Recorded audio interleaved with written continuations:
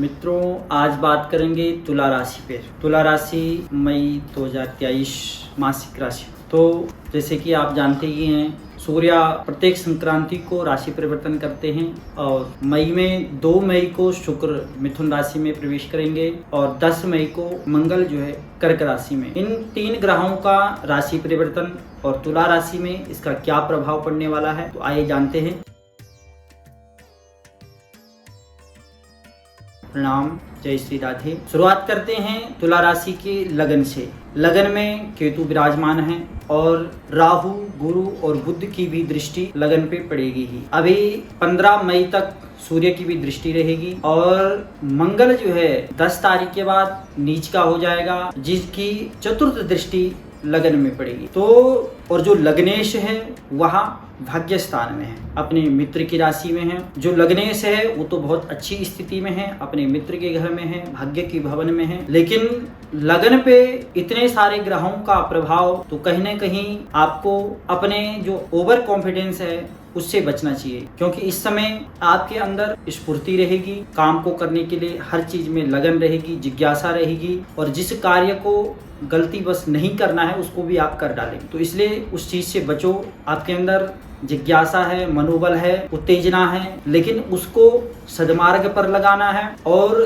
ध्यान से कोई भी कार्य करना है तो बड़े समझ करके साथ करना है। तो ओवर कॉन्फिडेंस से आपने बचना है। बाकी सबका अच्छा प्रभाव रहेगा, क्योंकि बृहस्पति भी लगन को देख रहा है। केतु लगन में बैठा ही है और बृहस्पति के साथ राहु भी है, वहाँ पे चंडाल योग भी बन रहा है और बुध राहु भी इकट्ठे बैठ रखे हैं, तो जड़त्व दोष भी लग रहा है। इन सब को देखते हुए आपने सिर्फ अपने कॉन्फिडेंस लेवल को सीमित रखना है और जो आप कार्य कर सकते हैं, जो इसको आप जानते हैं, उसको बड़ी समझदारी से करिए। तो यह समय आपके लिए, जो यह महीना है, बहुत अच्छा रहेगा शारीरिक रूप से भी। हाँ, केतु आपको थोड़ा सा जैसे चेहरे पे दाग धब्बे, तिल इत्यादि, फोड़ा फुंसी, एलर्जी, इन चीजों को दे सकता है, लेकिन अन्य क्षेत्र के लिए ठीक है। बात करते हैं धन भाव की। धन भाव में वृश्चिक राशि आएगी आपकी, जो कि धनेश मंगल है और मंगल 10 मई को नीच का हो जाएगा, जो कि कर्म स्थान में बैठ जाएगा। जब धनेश नीच का हो गया है और 15 मई के बाद सूर्य की वहां पे दृष्टि भी रहेगी। साथ में शनि आपका पंचम भाव में बैठ रखा है, तो इनकी 10वीं दृष्टि धन भाव में रहेगी। तो आपने ये जो स्थान है, यह धन का स्थान है, पूंजी का स्थान है, परिवार का भी स्थान देखा जाता है, वाणी भी यहाँ से देखी जाती है। तो अपने वाणी को अच्छा रखना है, स्वच्छ बोलना, साफ बोलना है, झूठ नहीं बोलना है, तो ये आपका फिर अच्छा ही फायदा करेगा। एक आपने अपने अंदर एक स्थिरता लानी है धन के लिए। जो आप पूंजी बनाना चाहते हैं, पूंजी को बढ़ाना चाहते हैं, अगर जो कार्य आप कर रहे हैं तो उसमें बिल्कुल आप अटल हो जाए, स्थिर हो जाइए, तो उससे आपको फायदा होगा। क्योंकि जो सामने वाले आप किसी के साथ डील कर रहे हैं, अगर आप अड़ गए कि हाँ हमने यही कार्य करना है और इतने पे ही करना है और ऐसे ही करना है, तो निश्चित रूप से सामने वाला आपके सामने झुकेगा। सबसे पहले आपको अपने अंदर एक स्थिरता लानी हो। करते हैं पराक्रम भाव के विषय में। पराक्रम भाव में जो धनु राशि है, जिसका स्वामी बृहस्पति है, बृहस्पति आपका 7वें घर में बैठ रखा है। बृहस्पति अपने पराक्रम स्थान को देख रहा है, जिसका वह स्वामी भी है, पराक्रमेश होकर के वह 7वें में बैठ रखा है। तो आपने अपने पराक्रम को सही जगह सदप्रयोग करना है और इस स्थान को भाई बहनों का स्थान भी देखा जाता है, भाइयों का सुख भी देखा जाता है, बहनों का सुख भी देखा जाता है। तो आपने किसी असहाय की सहायता करनी है और भाई बहन इनका भी थोड़ा सा सहयोग लेना भी है और इनको सहयोग देना भी है। जो भी आपने थोड़ा सा अगर किसी के साथ मनमुटाव भी चल रहा है, तो उस मनमुटाव को भूल जाइए। तो देखो, आपका जो पराक्रम है वो सही जगह लगेगा और आपका पराक्रम काम भी आएगा आपके। बात करते हैं चतुर्थ स्थान का, जो कि माँ का हाउस होता है, सुख का भाव होता है, परिवार का भाव होता है। यहीं से जितनी भी हम सुख सुविधा जो हमारे जीवन में होता है, इस स्थान से देखते हैं।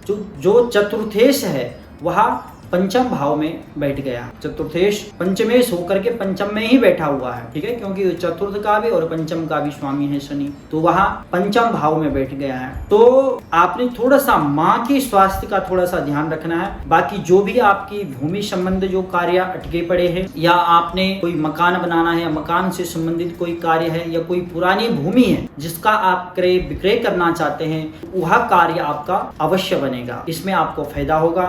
थोड़ा सा माँ के स्वास्थ्य का आप ध्यान रखें तो अन्य क्षेत्रों में आपके लिए अच्छा ही फल देगा। बात करते हैं पंचम भाव की। पंचम भाव में शनि महाराज पंचमेश होकर के पंचम भाव में ही विराजमान है, तो यह स्थान संतान के लिए देखा जाता है, विद्या बुद्धि के लिए देखा जाता है, प्रेम के क्षेत्र में देखा जाता है। तो संतान पक्ष से बात करते हैं तो संतान पक्ष में शुरुआती दौर पे थोड़ा सा आपको दिक्कत रह सकती है संतान पक्ष से, या आपको चिंता रह सकती है संतान के लिए, या संतान आपका कहना न माने, ऐसा भी हो सकता है। लेकिन आगे जाकर के उनके साथ सब अच्छा रहेगा और आपकी सेवा भी करेंगे और आपका कहना भी मानेंगे। विद्यार्थियों के लिए बात करें तो विद्यार्थियों को थोड़ा सा आलस्य से बचना चाहिए, और जो टेक्नोलॉजी से या जो भी आप पढ़ाई कर रहे हैं उसमें आप मन लगा करके काम करिए तो अवश्य आपकी कामना पूर्ण होगी। संतान के लिए भी अच्छा है। और जो प्रेम प्रसंग की बात करते हैं तो आपने रिलेशन को जल्दीबाजी में कोई फैसला नहीं लेना है, जैसे कि हाँ हो चाहे ना हो, उसको बड़े समझ करके,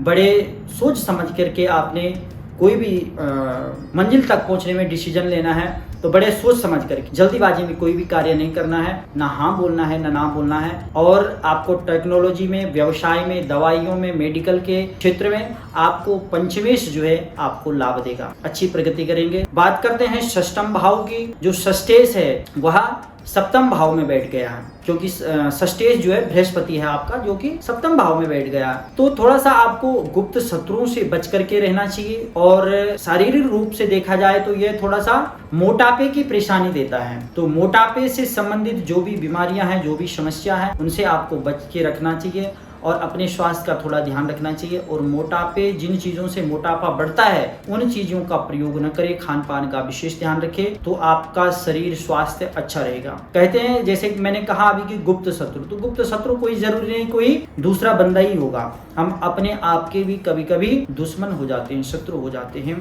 जिन चीजों से हमें नुकसान होता है हम उन्हीं सब चीजों को कर लेते हैं। अब जैसे काम, क्रोध, मद, लोभ, सब ये भी एक शत्रु हैं और गुप्त शत्रु हैं, हमारे अंदर ही छुपे हुए हैं। तो हमने इन चीजों से बच के रहना चाहिए, इन चीजों पे ध्यान देना चाहिए, क्या हमारे लिए फायदा कारक है, क्या नुकसानदायक है। तो एक किस्म से ये भी एक गुप्त शत्रु है। बाहरी शत्रु तो हम देख सकते हैं, लेकिन हमारे अंदर भी शत्रु हैं, तो आप इन सब चीजों से बच करके रहिए। बात करते हैं हम सप्तम भाव की। जो सप्तमी से है वह मंगल है और वह 10 मई को नीच का हो जाएगा। सप्तम में राहु, बुध, बृहस्पति तो विराजमान है। 15 तारीख तक सूर्य भी इसी स्थान में है। लगन से केतु भी सप्तम घर को देख रहा है, तो कहीं न कहीं जीवन साथी के साथ कोई न कोई उनसे कोई गलती ऐसी हो सकती है कि जिसको आपको थोड़ा सा नुकसान उठाना पड़ सकता है, नुकसान हो सकता है, घाटा हो सकता है जीवन साथी के द्वारा, या उनके कार्य से, उनकी वाणी से कुछ ऐसा कार्य हो सकता है, उनके स्वभाव से। लेकिन आपने उन सब चीजों को इग्नोर करना है, उन सब चीजों को थोड़ा सा भूल देना है और उन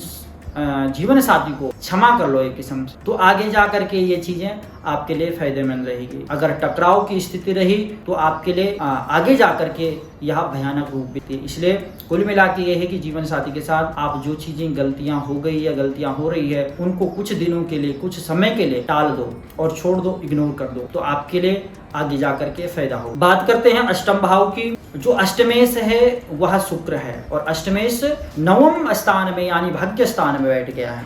वहां पे 15 तारीख को सूर्य आ जाएंगे, यानी सूर्य आपके अष्टम घर में आ जाएंगे। और सूर्य जब आपके अष्टम में आ जाएंगे तो कहीं न कहीं आपको थोड़ा सा आंखों से संबंधित, सिर से संबंधित, सिर दर्द इत्यादि रह सकता है। बाकी यहाँ से हम विदेश यात्रा भी देख सकते हैं, तो विदेश संबंधी जो कार्य है वो थोड़ा सा धीमा हो सकते हैं, डिले हो सकते हैं आपके कार्य।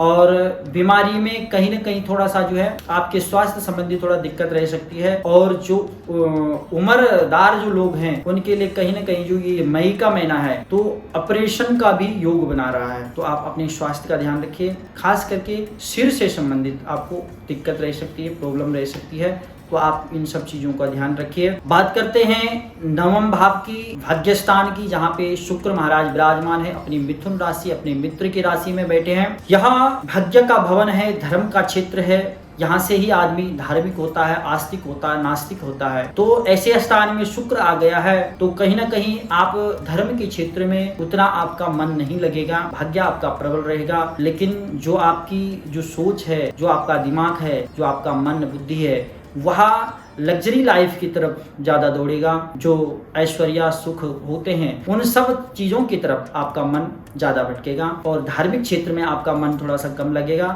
बाकी अन्य क्षेत्रों के लिए शुक्र आपको लाभ ही देगा, अच्छा ही करेगा और आपको जो लग्जरी लाइफ के जो सुख हैं उनको भी देगा।